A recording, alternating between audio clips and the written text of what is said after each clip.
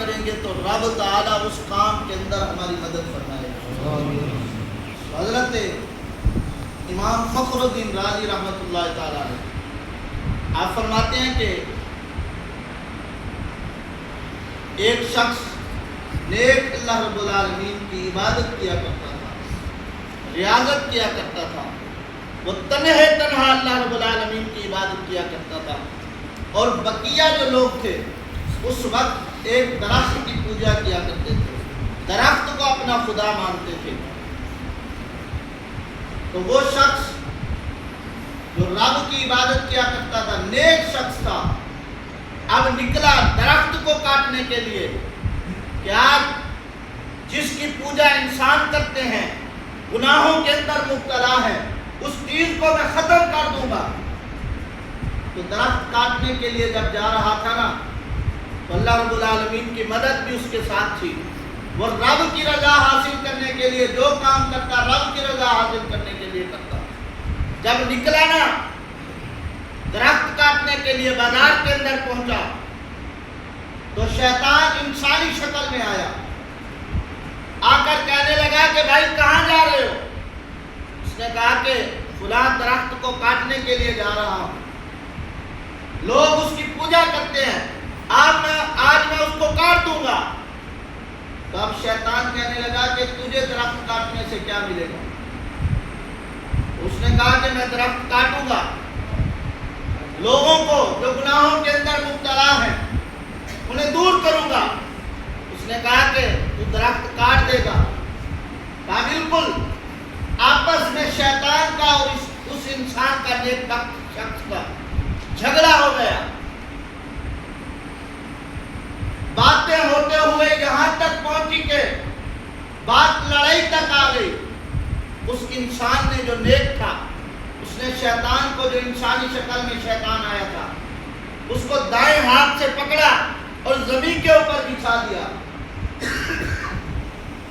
جب زمین کے اوپر بچھایا نا، وہ شیطان جو انسانی شکل میں تھا اس نے کہا کہ درخت نہ کاٹ، میں تیرا بھلا کرتا ہوں، تو گھر چلا جا، درخت نہ کاٹ۔ صبح جب تو اٹھا کرے گا تیرے سرانے 2 دینار تجھے روزانہ ملیں گے۔ اب اس شخص نے کہا کہ درخت کاٹنے سے تو مجھے کچھ نہیں ملے گا، درخت کاٹوں گا۔ اس کے دل کے اندر جو بات آئی، پہلے تو متقی پرہیزگار تھا، رب کی رضا حاصل کرنے کے لیے جا رہا تھا۔ جب بندہ رب کی رضا حاصل کرنے کے لیے نکلتا ہے کہ رب تعالیٰ کی مدد کس طرح آتی ہے۔ وہ میدان بدر کا واقعہ دیکھیں کہ 313 تھے، صحابہ فرماتے ہیں ہمارے پاس لڑنے کے لیے تلواریں نہیں تھی، کھجوروں کے سوکھے تنے ہم لے گئے، لیکن رب تعالیٰ کی جب مدد آئی تو ہم کافروں کے اوپر تلوار بعد میں اٹھاتے تھے، رب تعالیٰ ان کی گردنیں پہلے اڑا دیتے۔ اب اس نے کہا کہ درخت کاٹنے سے تو مجھے کچھ نہیں ملے گا، ہاں یہ 2 دینار جو مل رہے ہیں اس پہ گزارا کرتا ہوں۔ اس نے کہا شیطان نے جو انسانی شکل میں آیا تھا، تجھے 2 دینار ملیں گے، غریبوں کی مدد کرنا، جو کام کرنا ہے کرنا، چلا جا تجھے 2 دینار مل جائیں گے۔ اس نے کہا اگر درخت کاٹتا ہوں تو لوگ دوسرے درخت کی پوجا کریں گے، اگر نہیں کاٹتا تو 2 دینار روزانہ ملتے ہیں، یہ فائدے کی بات ہے، گھر چلا جاتا ہوں۔ انسان گھر واپس آ گیا، آ کر سو گیا۔ جب سویا نا، صبح اٹھا، 2 دینار اس کے سرانے کے ساتھ، 7 دن اسے 2 دینار ملتے رہے۔ جب 8واں دن آیا تو دینار نہ ملے، 9واں دن دینار نہ ملے، 10واں دن دینار نہ ملے۔ اب دوبارہ کلہاڑی اٹھائی، درخت کاٹوں گا۔ جب بازار کے اندر پہنچا نا انسان، شیطان انسانی شکل میں آیا، کہاں جا رہے ہو؟ کہا درخت کاٹنے۔ شیطان نے جو انسانی شکل میں آیا تھا اس نے کہا تو آج نہیں کاٹ سکتے۔ کہا کیوں؟ بات بڑھتی بڑھتی یہاں تک پہنچی کہ لڑائی ہو گئی۔ اب شیطان جو انسانی شکل میں آیا تھا نا، اس نے دائیں ہاتھ سے اس انسان کو پکڑا اور زمین کے اوپر بچھا دیا۔ اب وہ انسان پوچھنے لگا بتا تو ہے کون؟ اس نے کہا میں شیطان ہوں۔ اس نے کہا کہ 1 ہفتہ تو پہلے آیا تھا، لیکن میں نے تجھے زمین پہ بچھایا تھا، آج تو نے مجھے کیسے بچھایا؟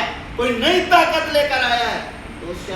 کہا کہ میرے پاس طاقت وہی ہے جو پچھلے ہفتے تھی، لیکن آج تیرے پاس جو طاقت ہے نا خالی تیری طاقت ہے، جب ایک ہفتہ پہلے آیا تھا رب کی طاقت بھی تیرے ساتھ تھی، رب کی مدد بھی تیرے ساتھ تھی، اس وقت تو رب کی رضا حاصل کرنے کے لیے درخت کاٹنے جا رہا تھا، آج تو جا رہا ہے 2 دینار کے لیے، آج تو پیسے کے لیے جا رہا ہے، وہ جو تجھے 3 دن ہو گئے پیسے نہیں ملے اس کے لیے جا رہا ہے۔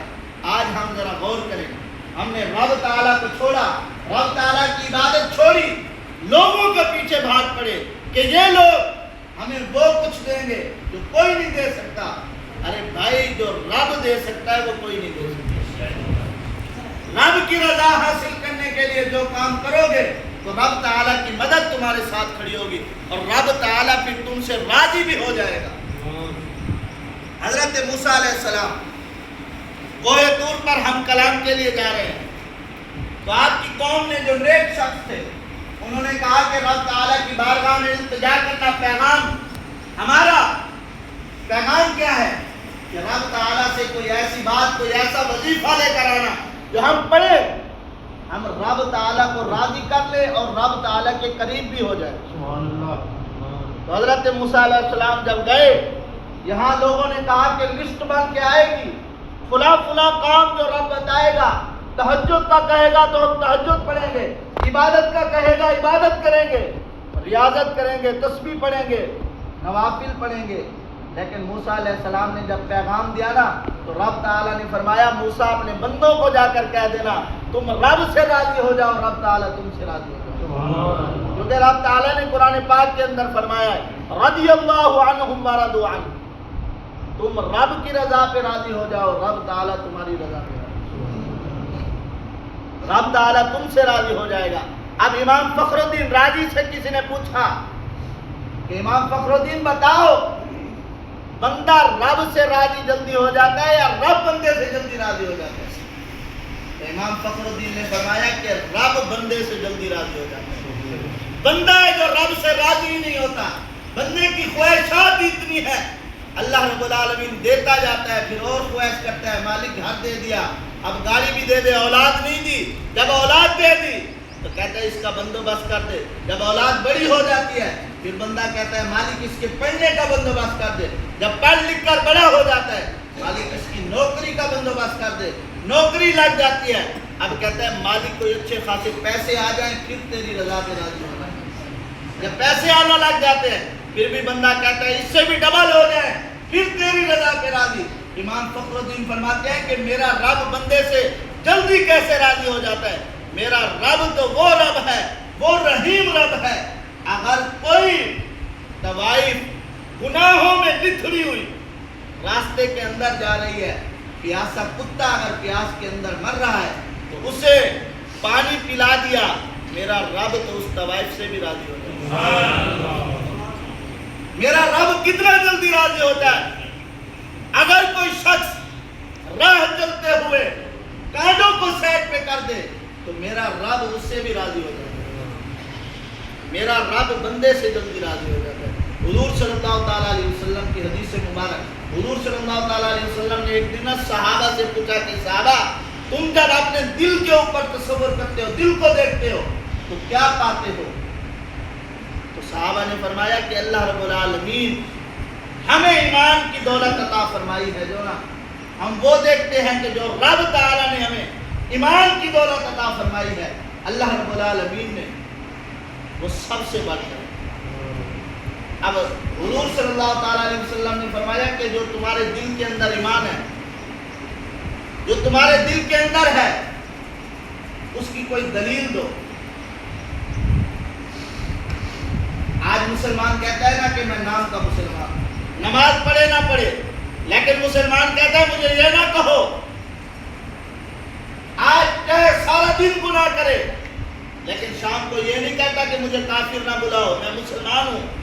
آج نام کے مسلمان رہے، حضور صلی اللہ تعالیٰ علیہ وسلم نے فرمایا تم صاحب ایمان ہو تو پھر ایمان کی کوئی دلیل دو۔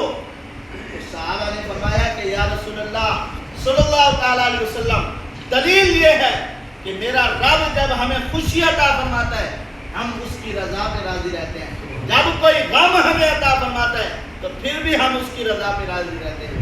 اگر میرا رب ہمیں مال دیتا ہے تو ہم لے کر بھی اس کی رضا پہ راضی رہتے ہیں. اگر کوئی مال ہم سے ہمارا رب لے لے پھر بھی ہم اس کی رضا پہ راضی رہتے ہیں. تو جب حضور صلی اللہ تعالیٰ علیہ وسلم نے یہ بات سنی نا صحابہ کی, تو حضور صلی اللہ تعالیٰ علیہ وسلم نے فرمایا کہ صحابہ تم سے بڑا صاحب ایمان کوئی ہے ہی نہیں.